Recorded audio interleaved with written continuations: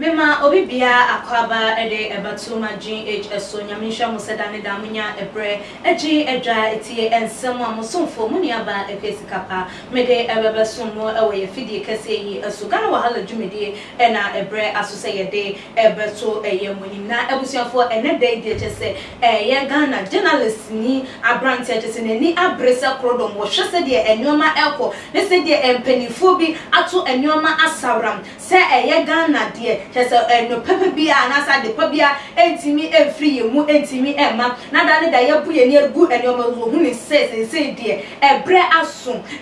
se penifo sorry ebre aso se chese ye wo ma wo mu kabia eyeye no wo mu susu entimi sorry na ye entimi ento ye na dream kata se hye pro ye kankan a amene wo mayi no etuo entimi entwa na me kan eye yankasa ye nuaba ma eye Captain Smart Edin Simbi ababa betu edwa wo kire mu SM eye nkrofo a wo bobo wo mu edin no eye edwoda eda yenimu wo hwe ni mu kwan se wo mo baba no mo baba beyi eye wo mo ehu ano emako na ebusuafom eye in a video no eye yenu abema Captain Smart din Simbi etu edwa na chese NDC abre ananse previous government administration no na chese wa we ka the previous government na NDC amanyoko no one more time embra na wo mu edi akunya no nensem ene wodi etu edwa na wo kire mu na chese enoma bebre no na chese akobone wo mo embre no so ebra na wo mo te akunya kete ananse mampanyi akunya no esom na wodi etu edwa SM empanifo binum wo hono mu a chese eba no sikadie no se wo mo nam kuntuna se twitwi sika ede egu wo mankasa account mu a wo mo ade wo ho na abusuan wo bobo etitirudin bebre na ensem no emu a wo kire mu na chese enkrofo no over 40 billion Ghana cedis na wo mo den ahye Womatna say achichem chese omache edi ama wo mo ho edi abra na chese aban anampadifo eti akonya so ani nyinam ne yesori a na Ghana ye ni sika na Ghana ye nyese ni ye bobosia ni ye tukwa ni ye kwama no ni ye sre International Monetary Fund for so wo mo ndrom ye IMF for so wo mo ndrom ye wo mo ma ye sei na wo mo so eboa enam so mo nim se Ghana ye ni bi ana so mo nim se ye so se ya dwum ebre na da ne da ye baba bobosia no me so atimi anyansi hunti no na ye so ye ya abraye ndwene se ye je a de ye nchirima wo hono ye bro eka ede ogom so na wo hwe ye nkrata na ekuta no na wo hwe edian na egum ne ye sika popuru dra enkrofo edu nipa mako edu etimi atena se ache edi ali nyina kwakogu nipa bakofo ekotokuo mu a na ehu behia se emperifom sorry na no na wode eye kokobo ema eye Ghana Attorney General na wo kire mu ese won sorry now we making sure say the previous government no one more no one more de one more entry one more so ewo ho na biom so no Ghana for ene one more mountain de akeka ho no one so hu no say mayimu no emra den ewo because embezzlement of fund ne ho nkro ne ba je say ada bank ne ho nkro ne ba je say ebinu mutimi enya etimi yusu etimi ye one more enyoma no enso so obi wo ho no na ne ho kire no ewo omayimu no won hwe emasa enyoma no ensi na abusuan wode nsem we atu dwa ne video no obetimi akọ ni page so no obetimi akọ hwe full video no okansem ensem de wo kan ebina ne tofa na se baby kakra bi na yedi atu edwa ede ama na yegina ho na yabobo ho apensem ense no abusuan yenu abeme wenye de kan awabo bonti awabo aban achi aban ati so ikura awabo achire aban ya chese etwamuo eno so wabo achire dane da wobo wo mo achi wobo a efa baby no wodi se wobo denti ena ye ka se efa baby edi se wobo efa baby susu endi enwoma mo beka ye nche bi odi betu dwa se Ghana de Africa de chese ya pro ya tete ya pansa na wo se ebra so se MPP NDC ye fo wo to dasbin mu ni ampe another political group wo beba be du o man so a obeba o man no mu do obewa o man no mu pepa se wo beba o man na mo man na tumpo na no kure enso because ye hwe se de enoma ekọ ababia ba obi enu ho no a waba betena konya so a sika emfa ne nsem da dane da ebinum ebebetena so a ebinum ebebetena so a den ya sika de ebi fa wo mo ensem wo mo dwe wo mo ankasa ho wo mo busua ho wo mo na fofo mpo de ya na ehye da nya yiba na abusua ene wo mo ankasa eho de eno de wo mo ntimi nyi wo mo ensi enchem na se mampanyi anase panyi a yayibu se bedu wo man so bebu o man na wo ba na dane da keta se hye proye dream kankan proye ekoso ebe den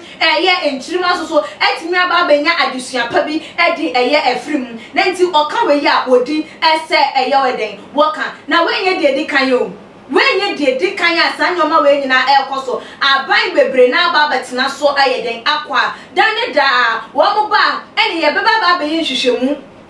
ye be nhwehwemu ye be hwehwe ene aban chomoko sika wo medie dane da campaign promises there wo mo be ka wo ene aban we be betena konya so wayese